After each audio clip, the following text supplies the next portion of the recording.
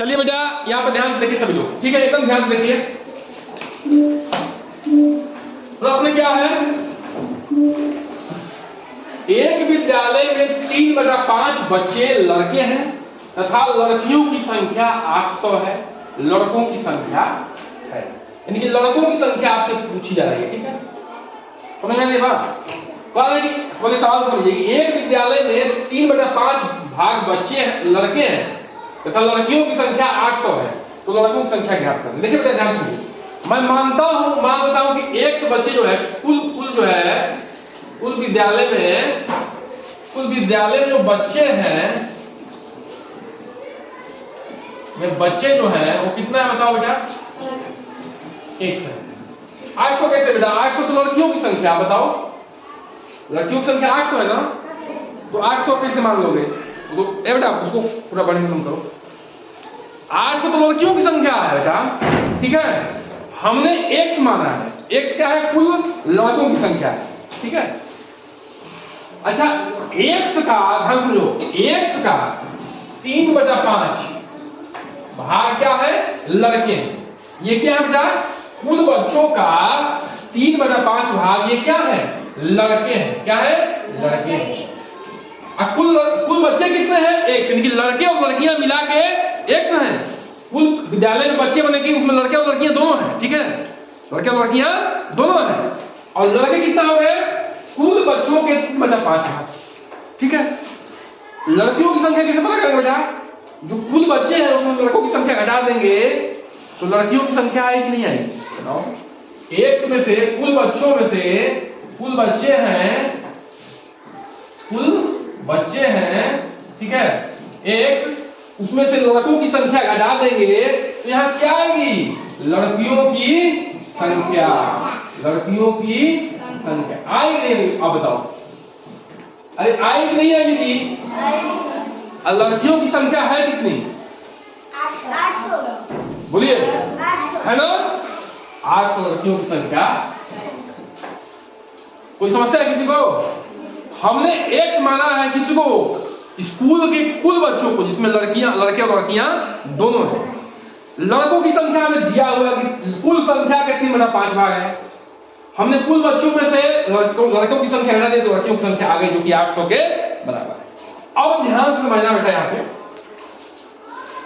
x क्या है? x को हम कॉमन लेते हैं, यहाँ कॉमन मत लीजिए तो आपको दिक्कत होगी, ठीक है। x को यहाँ x आई है, ठीक है ना। यहाँ पे x के नीचे हम 1 लिख सकते हैं, कुछ भी नहीं तो 1 लिख सकते हैं, क्योंकि 1 से भाग दे 1 से गुणा करने कोई अंतर नहीं पड़ेगा। तो यहाँ इसका उसका क्या हो जाएगा? एलसीएम क्या हो जाएगा? 5, लॉसा क्या हो जाएगा? 5।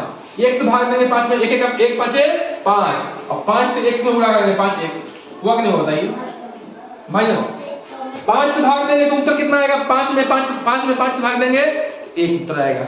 1 में 3 x तो क्या होगा? 3x। बोले कोई समस्या है? किसी संख्या में 1 से गुणा करेंगे तो वही चीज आएगा, 1 से भाग देंगे तो वही चीज आएगा। तो इससे भाग दिए, इसमें तो 1 आ गया, 1 से गुणा करेंगे तो वही आ गया। कोई समस्या है? नहीं। बराबर क्या हो जाएगा? 800। 5x में से 3x जाएगा बेटा, कितना है बताइए? 2। बहुत अच्छा बेटा, बटे 5 गुणे 800। अब त्रिया गुना होगा, 800 के नीचे कुछ भी नहीं तो 1 लिख सकते हो ना, आपकी आसानी के लिए बता रहे हैं, ठीक है। तो यहाँ क्या हो जाएगा बेटा? यहाँ समझिए, ये उलझ जाएगा क्योंकि ये x के भाग में है, आइए इधर आएगा क्योंकि ये 2 के भाग में है, ठीक है। तो उधर जाएगा तो गुणा भाग हो जाएगा, इधर का भाग गुणा हो जाएगा। पढ़े ना ऐसा? क्लियर गुणा? x बराबर क्या आएगा बेटा? 800 गुणे बोलो 5, नीचे भाग है तो गुणा हो जाएगा, ये गुणा है तो क्या हो जाएगा? इधर आएगा तो क्या हो जाएगा? भाग हो जाएगा। अब 2 से भाग दो, 2 1 में 2, 2 2 का 400 गुणे 5। अब बताए तो उसने 0 का गुणा, 2 0 पीछे बढ़ा दो, अब 5 चौका 20,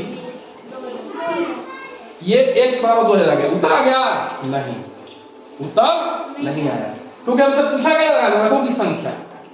लड़कों की संख्या क्या पूछा जा रहा है? लड़कों की संख्या। ये क्या आ गया? x हम किसको x का माना है? जी x का मान 2000 ना, x हम किसको माने हैं? कुल बच्चों की संख्या को x माने हैं, यानी कि इस 2000 में लड़के भी शामिल हैं और लड़कियां भी शामिल हैं। इसको 2 तरीके से कर सकते हो बेटा। देखो, हमें लड़कियों की संख्या पता है तो डायरेक्ट 2000 में से घटा दो, लड़के कितना हो जाएंगे? देखो 2000 माइनस 800, बोलो कितना जाएंगे? 1200। कितना जाएंगे? 1200 होंगे ना? एक और तरीका है, लड़के कितना है? 3/5x है ना? तो यहां से भी कर सकते हो 3 या बटे 5, x का जगह क्या है? 2000 ना? 5 चौका 400 हो गया, 400 इसमें गुणा करो, 3 चौका 12, पीछे का 2 जीरो, ये भी सही ऐसे जा सकता है। ठीक है, तो मेथड सही होगा तो कैसे किया जाएगा, है ना? समझ में आने की बात है? बताओ, मेथड सही होगा तो उत्तर आपका आएगा। तो उत्तर क्या आ जाएगा बताइए? आपका सी उत्तर हो जाएगा, लेकिन करना है ऐसे। ठीक है ना? अगला सवाल देखते हैं बेटा, देखिए, एक क्रिकेट के खिलाड़ी की 24 पारियों में रनों की औसत 28 रन है। ठीक है, 28 रन है। वह 25वीं पारी में कितने रन बनाए ताकि उसका औसत रन 29 जाए? पहले तो बेटा औसत समझिए। देखिए, एक क्रिकेट का खिलाड़ी है ना, वो 24 मैच खेलता है, पारियों में 24 मैच खेलता है। उसमें किसी को 10 रन बनाया हो, किसी में 20 बनाया हो, किसी में 50 बनाया हो, किसी में 100 बनाया हो, किसी में 78 बनाया हो, किसी में 75 बनाया होगा। 24 मैच खेलता है। टोटल रनों को जोड़ के कितने पारियां खेला? 24 से भाग देंगे तो औसत आ जाएगी, लगभग जो है हर पारी में इतना रन ये बनाया, लगभग, मतलब पूरा। औसत का मतलब यही होता है कि औसतन आपने कितना जो है काम किया। देखिए इसमें क्या है, औसत का क्या होता है? देखिए, कुल रन अपान कुल पारी। ठीक है, अब कुल रन हमें पता नहीं है, औसत कितना है? कुल औसत 24 पारियों का 28 रन। ठीक है ना, 28 रन। तो कुल रन कितना जाएगा? देखिए ध्यान समझिए, कितना पारी खेला है? 24 पारी खेला है। यानी कि बेटा कुल रन का मतलब ये 24 पारियों में जो रन बनाया था, 10 run, 20 run, 50 run, 100 run, 78 run, 75 run, जो भी, उसको यहाँ पे हम जोड़ दिए 24 पारियों का, यहाँ पे जोड़ दिए हैं। कितने पारी खेला है? 24 मैच खेला है, 24 भाग दे दिए, उसका औसत दिया हुआ प्रश्न में 28 रन है। तो कुल रन नहीं निकाल लेंगे, निकाल लेंगे, ये 10 भाग है, जाएगा, क्या हो जाएगा? गुणा, वर्ग नहीं होगा? बोलो, तो कुल रन कितना हो जाएगा? बताओ बेटा, कुल हो जाएगा 28 गुणे 24, गुणा करो 28 24 का गुणा करो, क्या करते हैं 28 गुणे 24, आप लोग करो, चलो आपके 32 का 2 हासिल 3, वो है नहीं? बताओ, 4 2 8 8 3 11, उसको करो 2 8 16 हासिल 1, 2 4 1 5, कोई दिक्कत है? 2 7 672 ना, 672 क्या आ गया? कुल रन बेटा हमारा आ गया, कुल रन 672। ये ध्यान रखो बेटा, ये 24 पारियों का रन हमको मिल गया कि 24 पारियों में जो रन बनाया था, जितना भी बनाया हो, 10 20 50 100 जो भी बनाया है, उसको जोड़ने के बाद हमें 672 रन मिले। अब ये कह रहा है कि 25वीं पारी में जब वो 25वां मैच खेल रहा है तो उसमें कितना रन बनाए, उसमें कितना रन बनाए कि उसका औसत क्या हो जाए? 29 हो जाए। यानी कि बेटा इस हम फार्मूले को देखें तो कितना पारी खेला, कितना पारी खेल लिया? 25 पारी खेल लिया ना, बोलो बेटा 25 पारी खेल लिया ना, है ना? अब उसका औसत कितना कितना होना चाहिए? 29 होना चाहिए औसत। औसत कितना होना चाहिए? 29, है ना? कुल रन कितना है? 672। ये कितने पारी का है? 24 पारी का है।